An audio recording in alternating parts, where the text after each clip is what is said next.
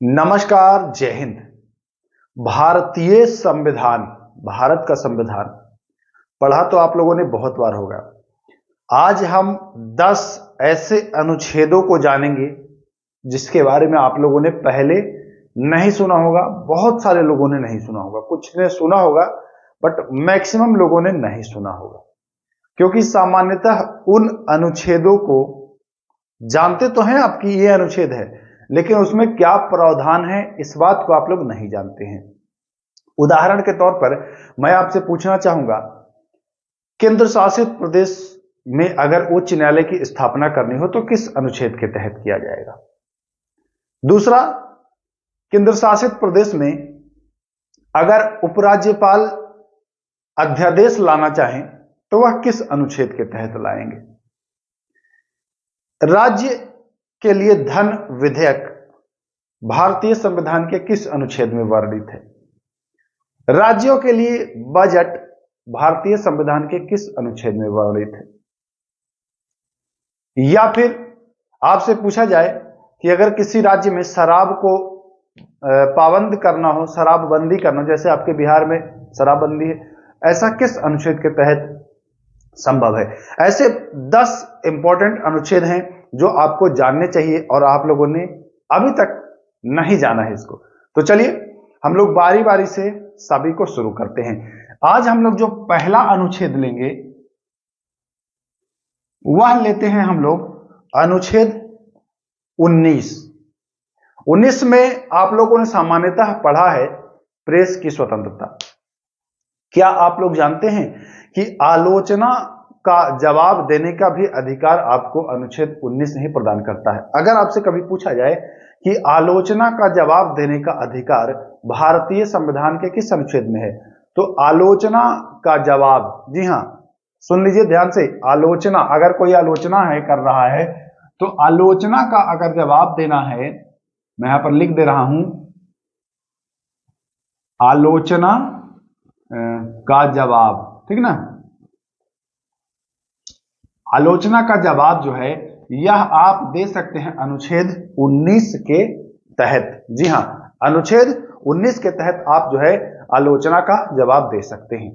पहला, इसमें बहुत सारे लोगों को यह चीज नहीं पता होगा, कुछ को पता होगा। मैं इस बात से इनकार नहीं कर रहा हूं कि सभी को नहीं पता है, मैक्सिमम लोगों को यह जानकारी नहीं होगी। चलिए दूसरा हम लोग आते हैं जो महत्वपूर्ण अनुच्छेद हो जाएगा। मैं अनुच्छेद नहीं, मैं उसमें जो वर्णित प्रावधान है वो बताऊंगा। तो आप बताइए, विदेश यात्रा का अधिकार, अगर आप विदेश जाना चाहते हैं तो आपको विदेश जाने से नहीं रोका जाएगा।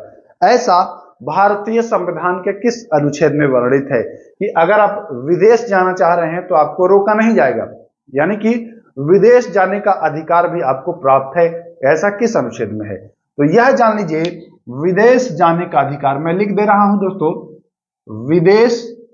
विदेश जाने का अधिकार, ठीक ना। अगर आप चाहेंगे कि विदेश जाना है तो आपको कोई रोकेगा नहीं। ऐसा नहीं कि आपको विदेश जाने से रोका जाएगा। विदेश जाने का अधिकार यह भारतीय संविधान के अनुच्छेद 21 में है। किस अनुच्छेद में वर्णित है? 21 अनुच्छेद में वर्णित है। अभी हमने चर्चा किया था कि अगर कोई राज्य चाहे कि शराब को पाबंद करें, शराब बंद करें, है ना, शराब पर प्रतिबंध लगाएं या अन्य कोई नशीली चीजों पर प्रतिबंध लगाएं, तो ऐसा वह किस अनुच्छेद के तहत कर सकता है ना। जैसे बिहार में अभी आप जान रहे हैं कि शराब बंद है ना, तो शराब पर प्रतिबंध अगर वो लगाना चाहे तो वह किस अनुच्छेद के तहत लगाएंगे, इसको आप लोग जान लीजिए। मैं मार्कर चेंज करता हूं, ब्लैक यूज करूंगा, ज्यादा दिखेगा, है ना। चलिए, तो शराब पर प्रतिबंध,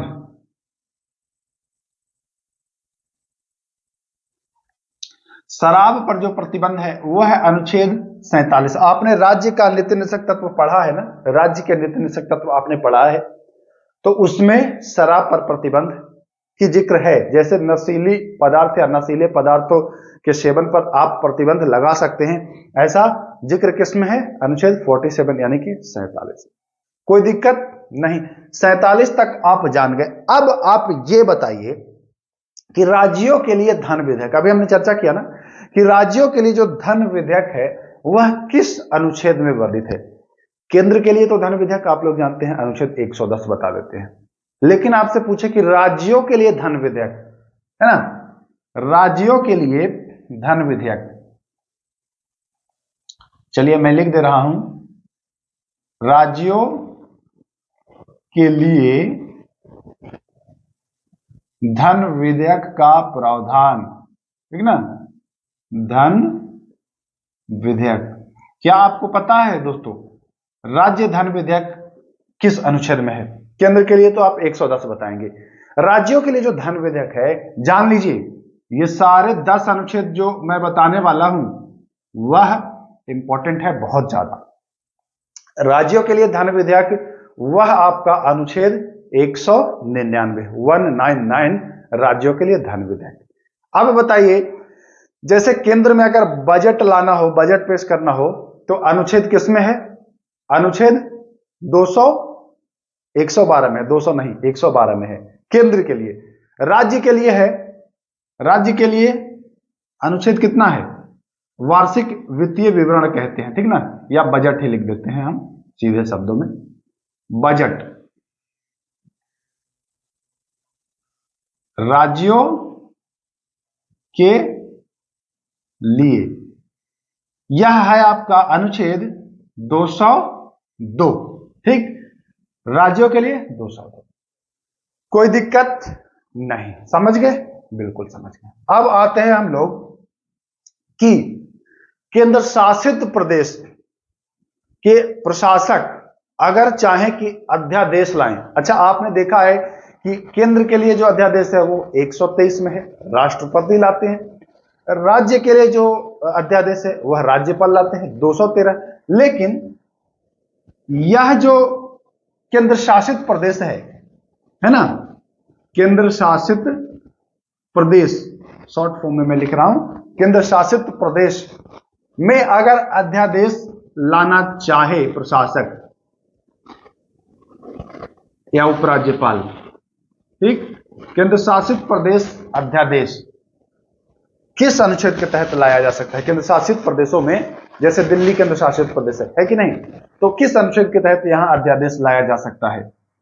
तो केंद्र शासित प्रदेश में जो अध्यादेश आता है वह 239 ख, याद रखिएगा 239 ख, बहुत ही इंपॉर्टेंट है ये भी। चलिए आते हैं कि देखिए आपने सुप्रीम कोर्ट अनुच्छेद 124, जैसे केंद्र के लिए जो सुप्रीम कोर्ट है भारत के लिए या जो भी राज्यों के लिए, भारत में तो एक ही सुप्रीम कोर्ट है, तो उसका उल्लेख 124। अगर राज्यों के लिए जो हाई कोर्ट है इसका उल्लेख 214 है। लेकिन केंद्र शासित प्रदेश के लिए एक उच्च न्यायालय हो तो वह किस अनुच्छेद में होगा? बहुत ही इंपॉर्टेंट है। तो केंद्र शासित प्रदेश के लिए हाई कोर्ट या उच्च न्यायालय, समझिए इसको, यह किस अनुच्छेद में है? तो बहुत ही अच्छे से आप याद भी कर लेंगे इसको, यह है 241। देखिए 1 2 4 कर देंगे तो केंद्र के लिए सुप्रीम कोर्ट हो जाएगा, 1 2 1 4 कर देंगे तो हाई कोर्ट हो जाएगा। जैसे समझिए एक केंद्र शासित प्रदेश के लिए है, मैं यहां लिख रहा हूं, अगर 1 2 4 कर देंगे तो ये सुप्रीम कोर्ट हो जाएगा, 2 1 4 कर देंगे तो ये हाई कोर्ट हो जाएगा, और 2 4 1 कर देंगे तो ये केंद्र शासित। आपको याद हो जाएगा ये तीनों, 1 2 4 2 1 4 और 2 4 1, ऐसे करके आप याद कर लीजिएगा आसानी से। कोई दिक्कत है क्या? नहीं है। चलिए हम आते हैं 8वें प्रश्न की ओर। आप लोग जानते हैं कि वित्त आयोग किस अनुच्छेद में है? 280। लेकिन क्या ये जानते हैं राज्यों के लिए वित्त आयोग? जी हां, तो राज्य वित्त आयोग, राज्य वित्त आयोग, केंद्र के लिए तो वित्त आयोग 280, राज्य के लिए वित्त आयोग तो याद कर लीजिए 243 आई, ABCD में जो आई आता है ना, GHI, वही है 243I राज्यों के लिए वित्त आयोग का प्रावधान है। चलिए, आपने निर्वाचन आयोग अनुच्छेद 324 पढ़ा है ना, राज्य केंद्र के लिए एक निर्वाचन आयोग है, या भारत के लिए एक निर्वाचन आयोग है, या चुनाव आयोग। लेकिन अगर पूछ दे कि राज्य हेतु अगर निर्वाचन आयोग चाहिए भैया, तो क्या होगा? राज्य निर्वाचन या चुनाव,